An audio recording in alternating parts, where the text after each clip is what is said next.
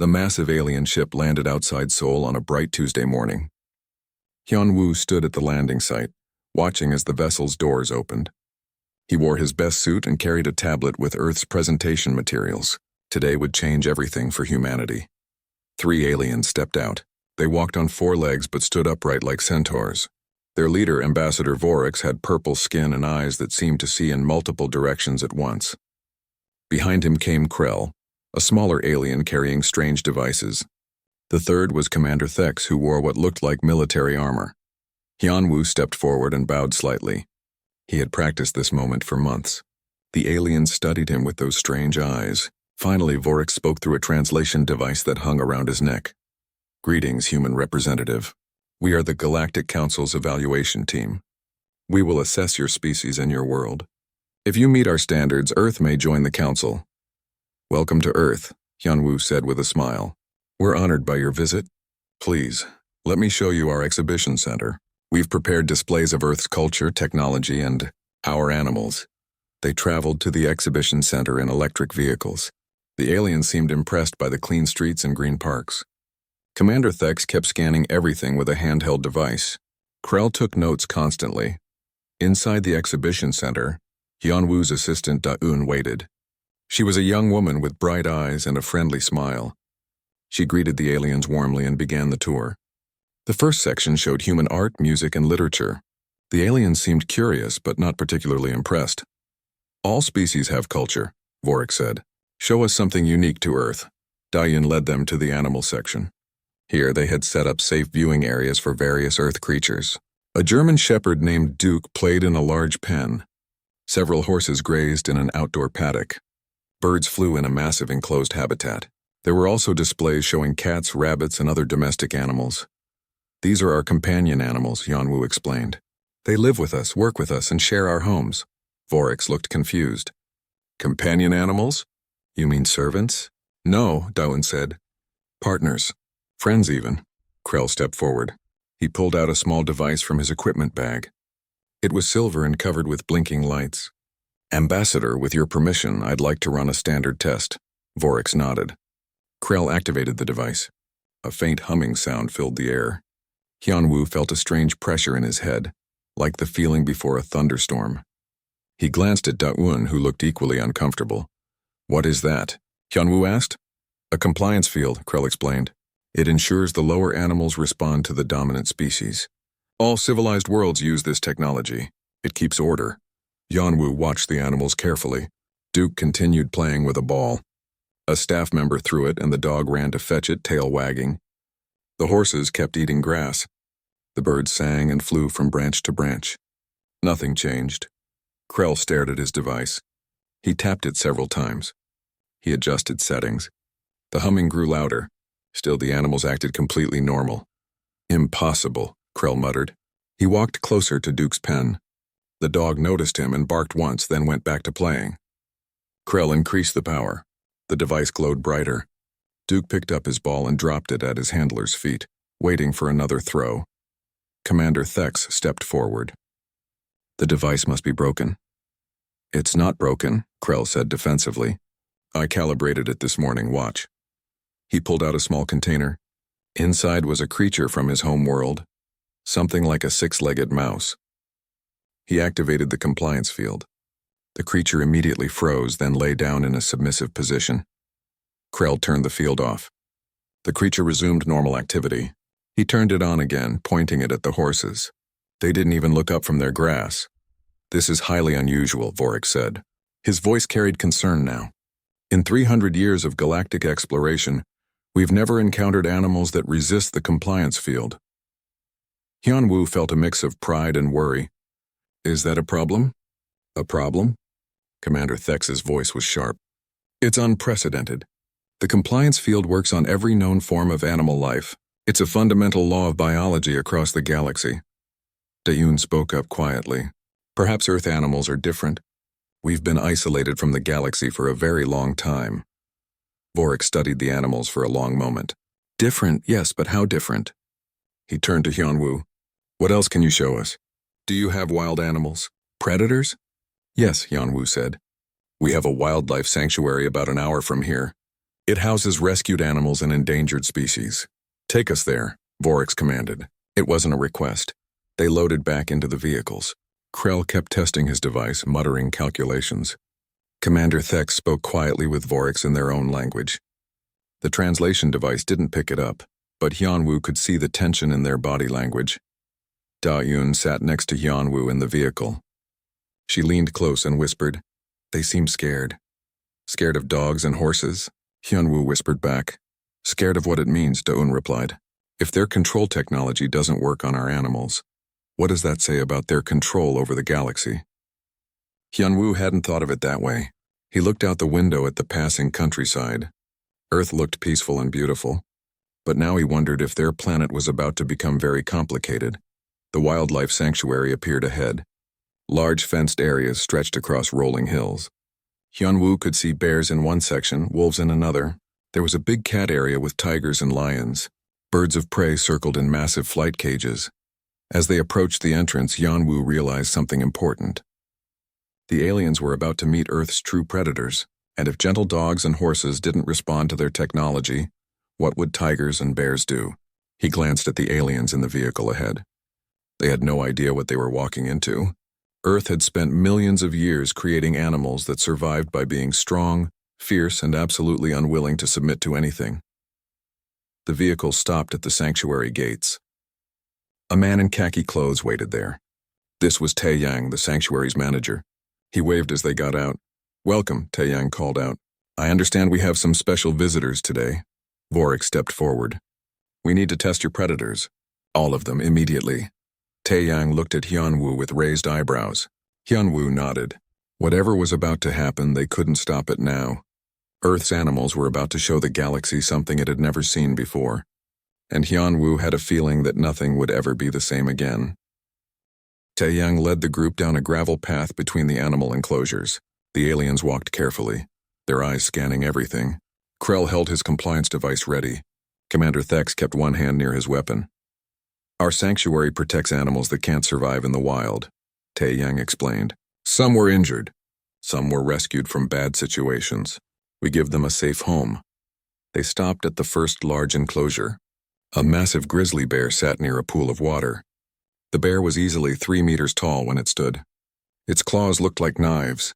It turned its head to watch the visitors. "That's Bruno," Tae-Yang said. "He's a North American grizzly. Found him as a cub after his mother was killed. He's been here for 12 years now." Krell raised his device. "This is a predator?" "Yes," Hyunwoo confirmed. "One of the largest land predators on Earth. Perfect test subject." Krell adjusted settings on his device. "Ambassador, I request permission to use maximum power." Vorix thought for a moment. "Granted, but be ready to shut it down if anything goes wrong." Krell activated the device. The humming sound grew much louder this time. Hyunwoo felt pressure building in his skull. Dae-Yun put a hand to her temple. Even Tae-Yang looked uncomfortable. Bruno the bear yawned. His massive jaws opened wide, showing teeth the size of fingers. Then he lay down and closed his eyes. Within seconds, he was sleeping.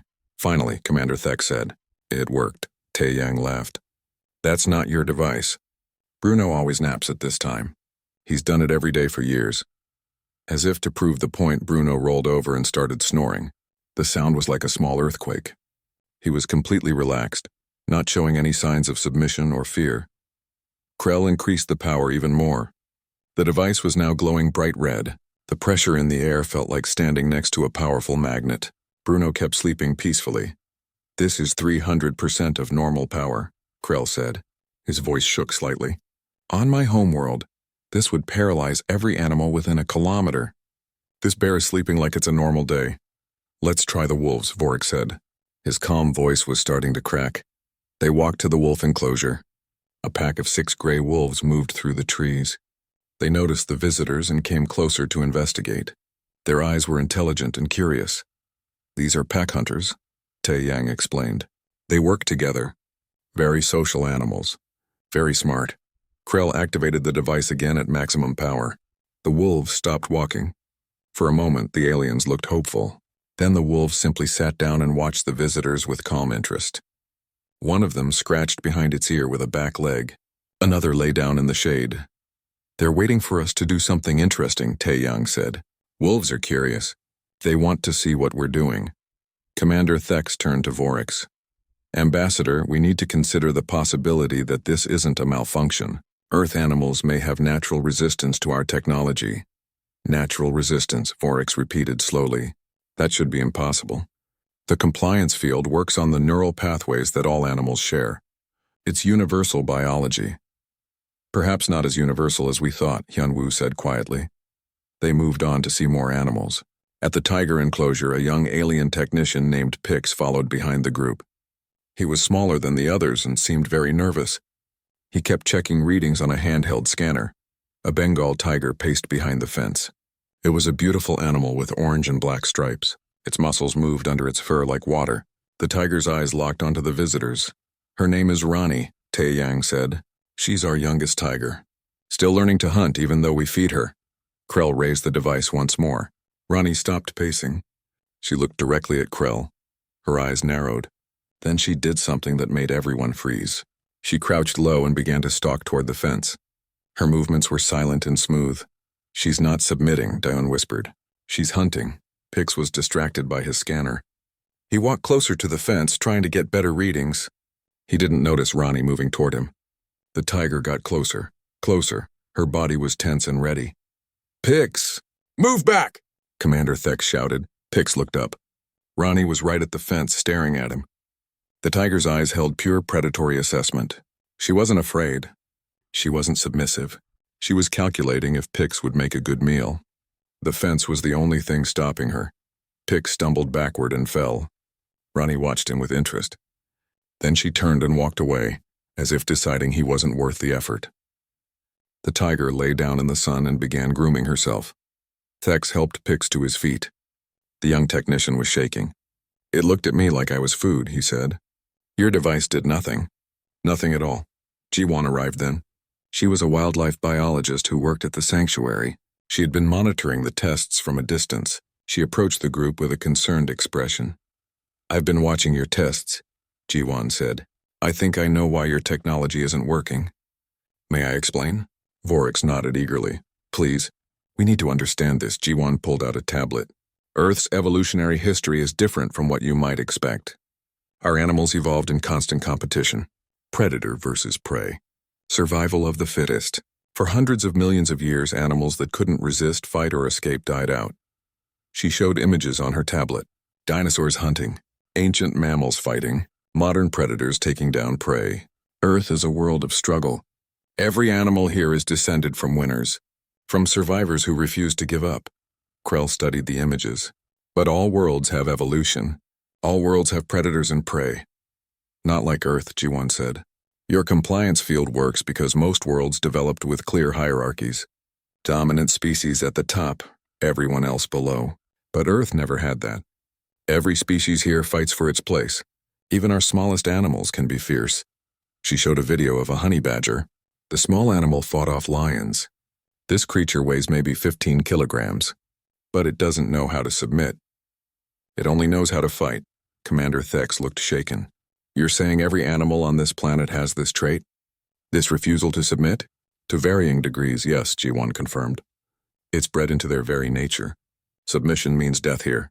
Has meant death for millions of years. Vorix was silent for a long time. Finally, he spoke. I need to see more. What are your most dangerous predators? Hyunwoo looked at Da-eun. She nodded slightly. Ambassador, most of Earth's truly dangerous predators live in the ocean. We have a marine research facility on the coast. The ocean? Krell asked. You have aquatic predators? Earth is mostly water, Da-eun explained. 71% of our surface is ocean, and the ocean is where some of our oldest and most successful predators live. Minho, Earth's security officer, stepped forward. He was a quiet man who had been observing everything. If you want to see animals that truly won't submit, the ocean is where you'll find them. Creatures that have ruled their environment for millions of years. Vorix looked at his team. Krell was frustrated with his malfunctioning device. Pix was still scared from his encounter with the tiger. Thex looked ready for a fight. The ambassador made his decision. Take us to this ocean facility, Vorix said. We need to understand the full scope of what we're dealing with. If Earth's land animals won't submit, we must see what lives in your waters. As they walked back to the vehicles, Minho caught Hyunwoo's eye. The security officer had a slight smile on his face. Hyun-woo understood why. The aliens thought they had seen Earth's fiercest creatures. They had no idea what waited for them in the deep ocean. The Museum of Natural History stood in the center of the city. It was a grand building with tall columns and wide steps. Seung-ho, the museum's head historian, waited at the entrance. He was an older man with gray hair and kind eyes. "Welcome," Seung-ho said, bowing to the aliens. "I understand you want to learn about Earth's history and humanity's place in it." "Yes," Vorik said. His voice was tired. The ocean experience had shaken him. "We need to understand why Earth is so different from every other world we've encountered." Seung-ho led them inside. The first hall showed Earth's early history. Displays of ancient rocks, models of primitive single-celled organisms, images of Earth when it was young and violent.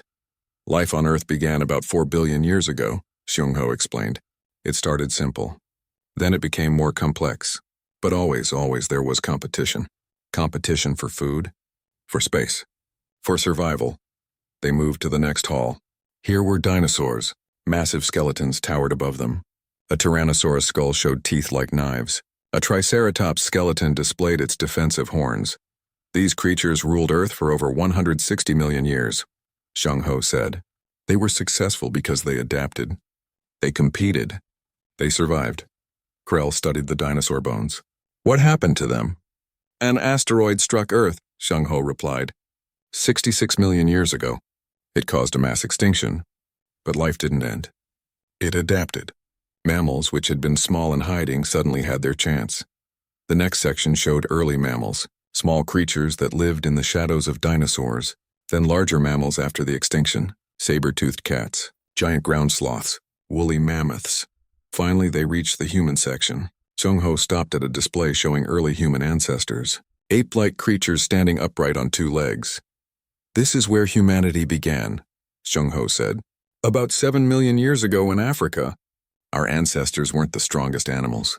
They weren't the fastest. They didn't have sharp claws or powerful jaws. Then how did they survive?" Vorik asked. "Intelligence, endurance, cooperation?" Seung-ho pointed to different displays. Humans learned to make tools. They learned to hunt in groups. They learned to communicate with complex language. And most importantly, they learned to never give up. Sora joined them then. She was a veterinarian who specialized in animal behavior. She had been waiting in this section specifically. "Ambassador Vorik," Sora said, "I want to explain something about human relationships with animals. You've been testing domesticated animals with your device. Do you understand what domestication really means?" "It means forcing animals to serve you," Commander Thek said. "Like what our compliance technology does." "No," Sora said firmly. "That's not domestication. That's slavery. Domestication is partnership. It's mutual benefit. Humans didn't force dogs to work with us. Dogs chose to. They got food and protection. We got help with hunting and guarding. Both species benefited." She showed them images of humans and dogs throughout history. Dogs helping with hunting. Dogs protecting homes. Dogs guiding blind people. Dogs providing comfort and friendship. The same with horses, Sora continued. They chose to carry us because we provided them food and safety. Cats decided to live with us because we had mice near our grain stores. These were choices, not forced submission. Krell looked confused. But animals can't make choices. They respond to stimuli. They follow instincts. Earth animals can and do make choices, Sora said, because they evolved in a world where the wrong choice meant death. They learned to think, to assess situations, to decide. Yejin entered the hall then. She was a geneticist carrying a tablet. Her specialty was evolutionary biology at the molecular level. "I've been analyzing the data from your tests," Yejin said to the aliens. "I think I know why your compliance field doesn't work on Earth." "Animals." Everyone gathered around as she displayed genetic sequences on her tablet. "Your compliance technology works by targeting specific neural pathways," Yejin explained. "Pathways that respond to dominant signals. Most animals across the galaxy have these pathways because they evolved in stable hierarchies. Alpha predators at the top, everyone else below." She showed comparison charts. "But Earth animals have a genetic mutation. Actually, it's not really a mutation. It's a trait that was selected for over billions of years. Animals that couldn't resist, that gave up too easily, died. Their genes didn't continue. Only the stubborn ones, the fighters, the ones who refused to submit, survived long enough to reproduce." So every animal on Earth carries this trait? Vorex asked. To varying degrees, yes. The more successful the species, the stronger the trait. And humans, Yijin paused. Humans have the strongest version of all. Humans are animals, she continued. Mammals, primates. We evolved the same way everything else on Earth evolved. Through competition, through struggle, through refusing to quit. Your compliance field can't work on us because we're fundamentally resistant to external control. The hall went silent. Thex's hand moved to his weapon again. Vorex stopped him with a gesture. You're saying you cannot be controlled, Vorex said slowly. Not by our technology. Not by any external force. That's correct, Hyunwoo said. He had been quiet, letting the scientists explain. Now he stepped forward. Ambassador, let me demonstrate. Activate your device. Use maximum power. Pointed at me. Krell looked at Vorex. The ambassador nodded. Krell raised the device and activated it. The familiar humming filled the room. The pressure built in the air. Hyunwoo stood calmly. He didn't move. Didn't flinch. He smiled gently at Vorex. I feel the pressure. It's uncomfortable. Like having a headache. But it doesn't control me. It can't control me. My ancestors spent millions of years developing resistance to this kind of neural manipulation. Krell increased the power. The device glowed red-hot. Alarms beeped. Hyunwoo's smile never wavered. Enough, Vorex said quietly. Krell shut off the device. The ambassador looked at his team. At Krell with his useless device. At Thex with his hand still near his weapon. At young Pix, who had been watching from the doorway. Do you understand what this means? Vorex said to them. Every species in the Galactic Council can be controlled if necessary. It's our ultimate security measure. If a species becomes dangerous, we can use the compliance field to stop them. But Earth is different, Thex finished. He finally moved his hand away from his weapon. They can't be controlled, can't be forced to submit. If they decide to become hostile, we have no way to stop them peacefully. We don't want to be hostile, Dawn said. She had been standing with Hyunwoo. That's not who we are. Yes, we're products of a violent evolutionary history. Yes, we can't be controlled by external forces, but we chose to reach out to the stars. We chose to welcome you here. We chose cooperation, Sungho spoke up. If I may add something, Ambassador. You've seen our predators. You've seen our history of violence. But look at what humans have also built. He gestured around the museum. Art, science, culture, we protect endangered species. We study the universe. We create beauty.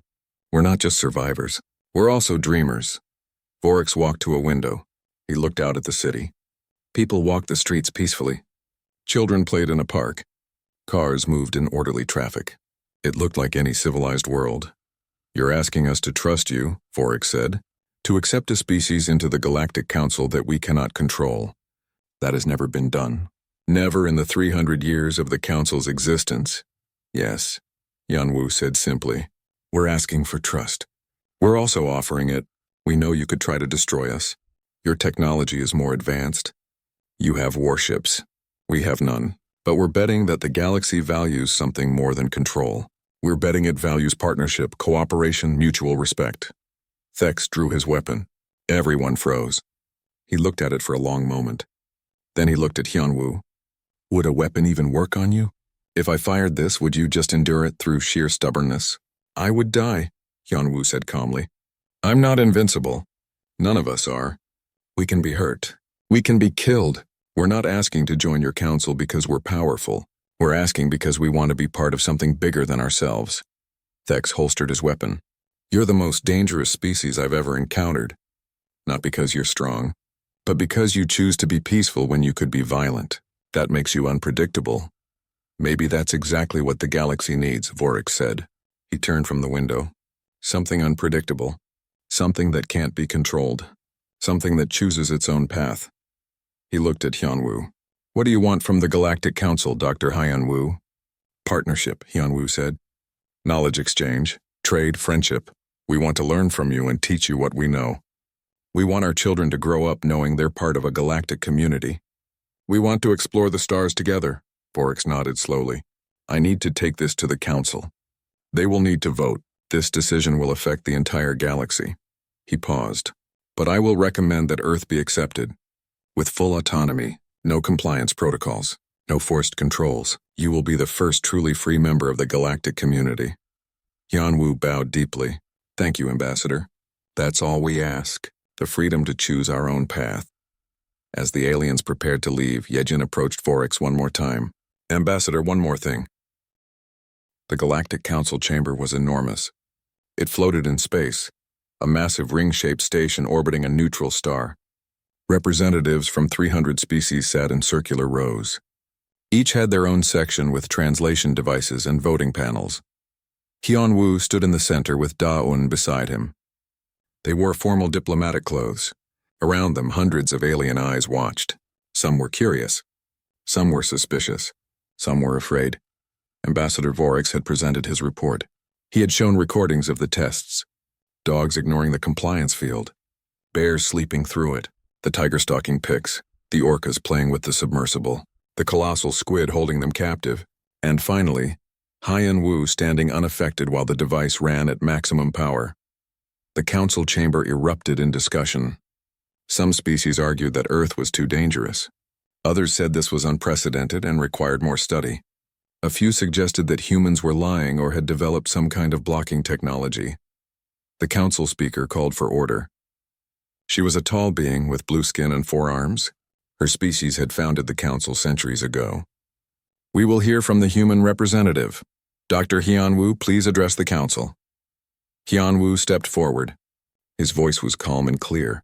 Honorable council members, I understand your concern. You've built a civilization based on certain principles. One of those principles is the ability to maintain order through compliance technology. Earth threatens that principle simply by existing. He paused, letting his words settle. But I want to share something with you. Earth's history isn't just violence and competition. Yes, we evolved through struggle. Yes, our animals can't be controlled.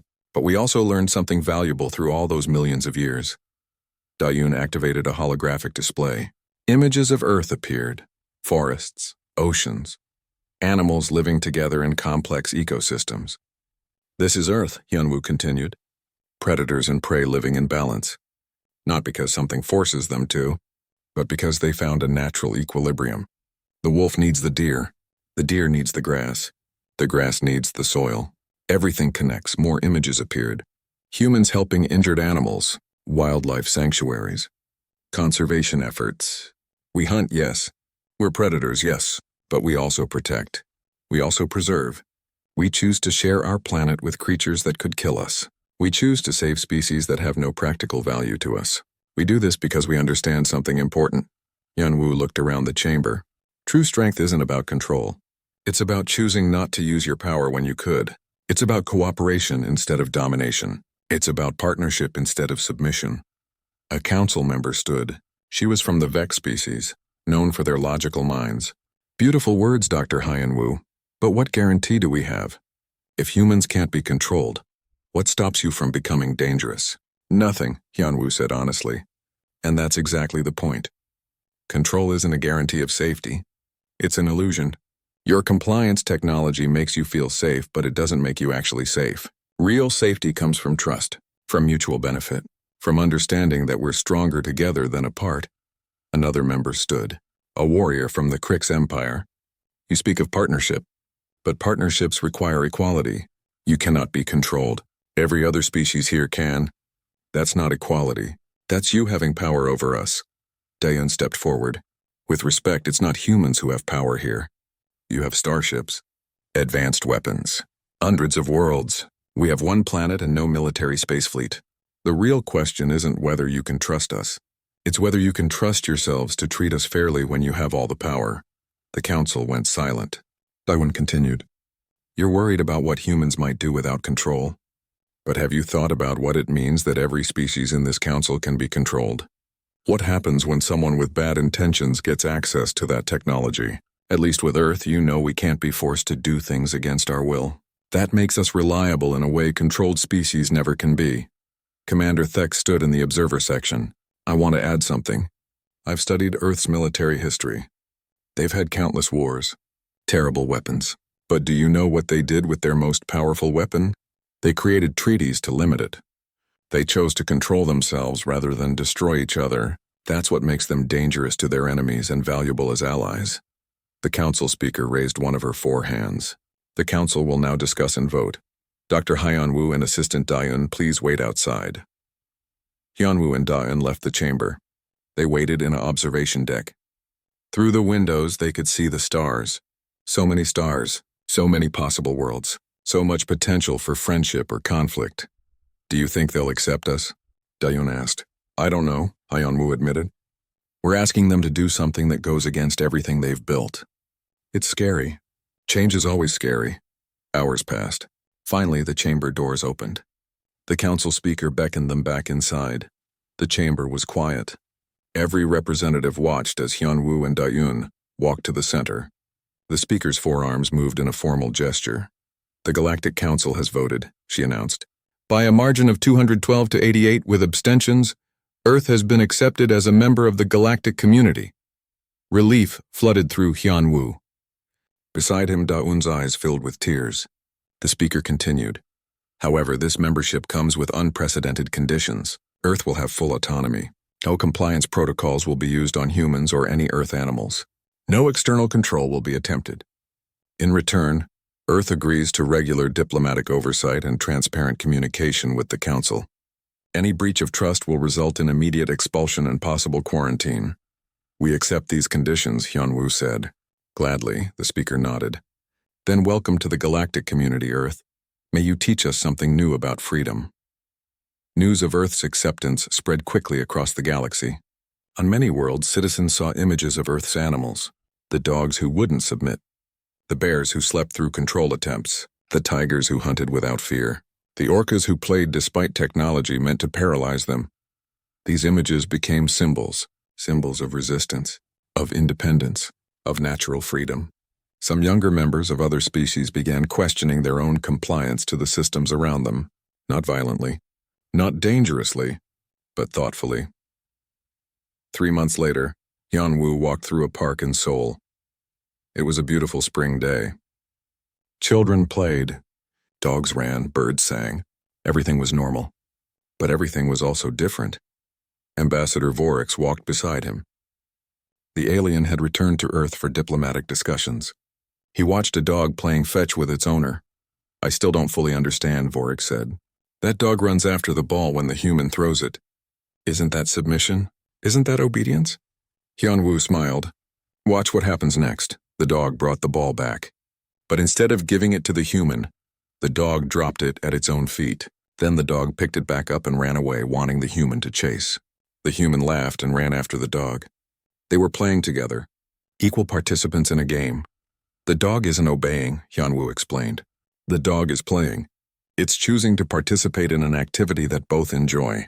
If the dog didn't want to play, it would just walk away. The human can't force it. Vorix watched for a long moment. So the dog plays because it wants to, not because it must. Exactly, Hyunwoo said. That's the difference between partnership and control. Control is forcing someone to do what you want. Partnership is both choosing to do something together. They walked further into the park. A group of children played with a large dog. The dog was gentle with them, careful not to use its strength. But it wasn't afraid.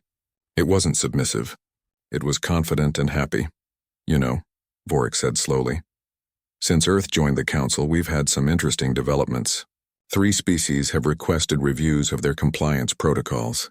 They want to know if there are alternatives. Hyunwoo stopped walking. Really? Really? Earth has made people think. About control. About freedom. About whether the galaxy's old ways are the only ways. Vorix looked at him. You may have changed more than just Earth's future. You may have changed the entire galaxy. We didn't mean to start a revolution, Hyunwoo said. The best revolutions are never planned, Vorix replied. They just happen when people see a better way. They sat on a bench. Dayun joined them, carrying 3 cups of coffee. She had been at the embassy finalizing some treaties. She handed cups to both of them. The Council wants Earth to host a conference, Dayun said, about alternative governance models, about partnerships instead of hierarchies. They want us to share our evolutionary history and what we learned from it. Hyunwoo sipped his coffee. It was strange. A few months ago, humanity didn't even know aliens existed. Now they were being asked to teach the galaxy about freedom.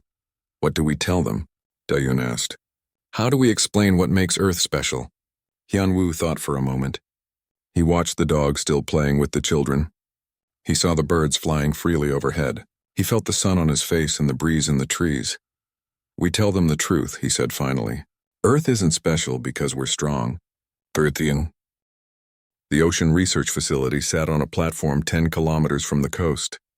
Waves rolled beneath the metal structure. Seabirds called overhead. The aliens stared at the vast expanse of water stretching to the horizon. This is all water? Krell asked. He sounded shocked. As far as you can see, confirmed Yoonji, the facility's marine biologist. She was a woman in her 30s with sun-weathered skin and bright eyes. The ocean covers most of our planet. It's deeper than our tallest mountains are high. Vorex looked uncomfortable. My people come from a dry world. This much water is unsettling. Many land creatures feel that way, Yoonji said with a smile. But life on Earth began in the ocean. Everything came from the water originally. The ocean is where the oldest predators still live. She led them inside the facility. Large tanks held various sea creatures. Colorful fish swam in schools. Octopuses hid in rocky caves. Sea turtles glided through the water gracefully. These are some of our ocean animals, Yoonji explained. We study them here, learn about their behavior and biology. Krell approached the nearest tank. Inside, dolphins played together. They were clicking and whistling to each other. These are predators? Yes, dolphins hunt fish and squid. They're also very intelligent. Some scientists believe they're as smart as young human children. Krell raised his compliance device. Let's test them. He activated the device at full power. The dolphins stopped playing. They turned to look at the device. One dolphin swam closer to investigate. It made clicking sounds at the device as if trying to communicate with it. Then it lost interest and swam away to play with the others. Curious, Yoonji noted. They wanted to know what your device was. But once they realized it wasn't food or a toy, they ignored it. They moved to a larger tank. A shark swam in slow circles. It was a great white, nearly 5 meters long. Its black eyes watched everything. Rows of sharp teeth lined its mouth. This is one of Earth's apex ocean predators, Yoonji said. Sharks have existed for over 400 million years. They're older than trees. They survived 5 mass extinction events. Pick stepped back from the tank. It looks dangerous. It is, Yoonji agreed. But also beautiful. Sharks are perfectly designed hunters. Every part of them serves a purpose. Krell aimed his device at the shark. The device hummed. The shark continued swimming. It didn't change speed, didn't change direction. It simply kept patrolling its tank like it had for years. Commander Thek spoke up. These creatures in tanks are controlled by humans. They're already in captivity. We need to test wild animals, free animals. You want to go into the ocean? Yoonji asked. Into open water? Yes, Vorex said. We need to test your largest, most dangerous ocean predators in their natural environment. Do you have a vessel that can take us down? Eunji looked at Hyunwoo. He nodded, she sighed. Yes, we have a deep-sea submersible.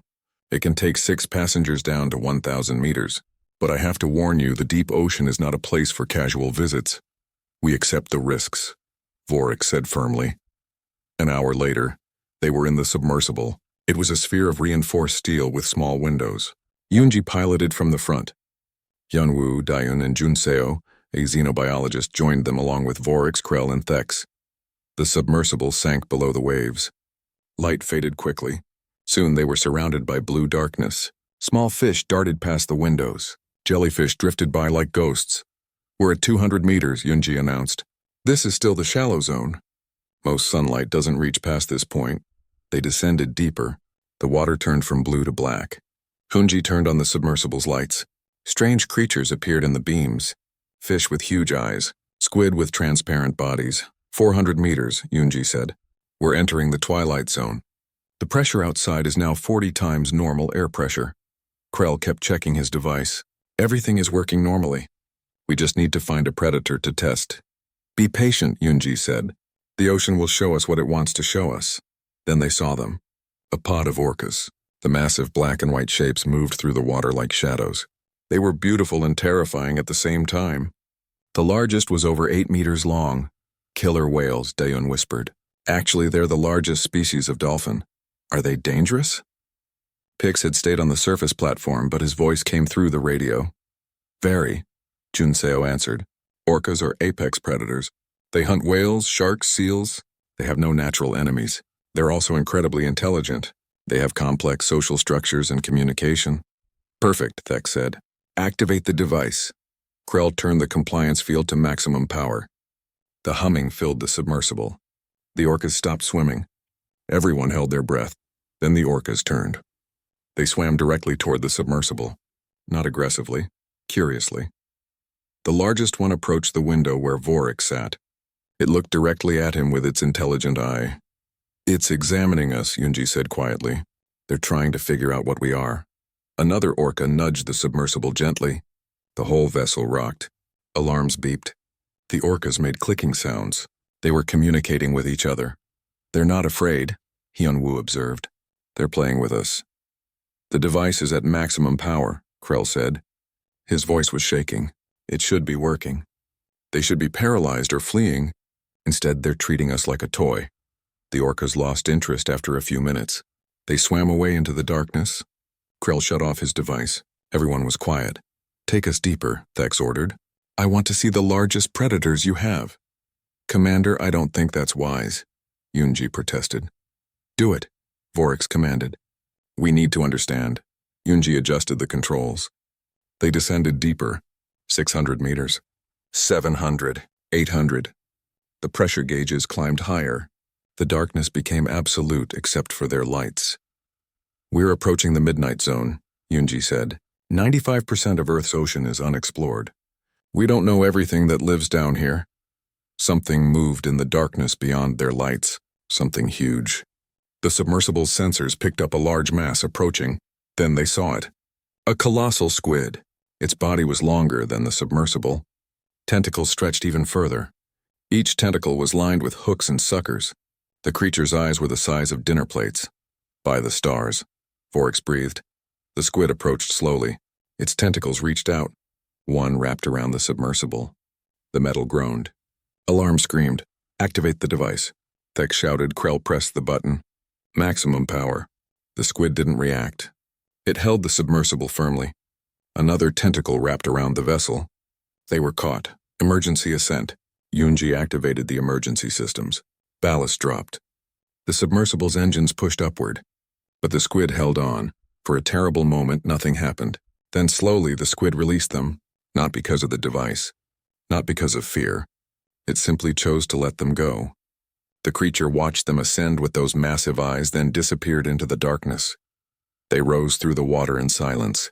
Nobody spoke until they reached the surface. When the submersible finally broke through the waves, everyone was shaking. Back on the platform, Junseo helped everyone out. Vorix looked pale. His purple skin had turned almost gray. Krell sat on the deck, staring at his device. Thek stood rigid, his hand still near his weapon. Junseo brought them water. What you experience down there is normal for Earth. Life here evolved through constant pressure. Predators became stronger to hunt. Prey became smarter to survive. Everything competed. Everything adapted. Nothing learned to simply submit. Vorix finally spoke. If your animals won't submit to our technology, then what about humans? Are you also immune? Hyunwoo met the ambassador's eyes. Humans are animals too, Ambassador. We're products of the same evolution, the same competition, the same refusal to give up. Perhaps we should continue this discussion on land. There's a museum I'd like you to see.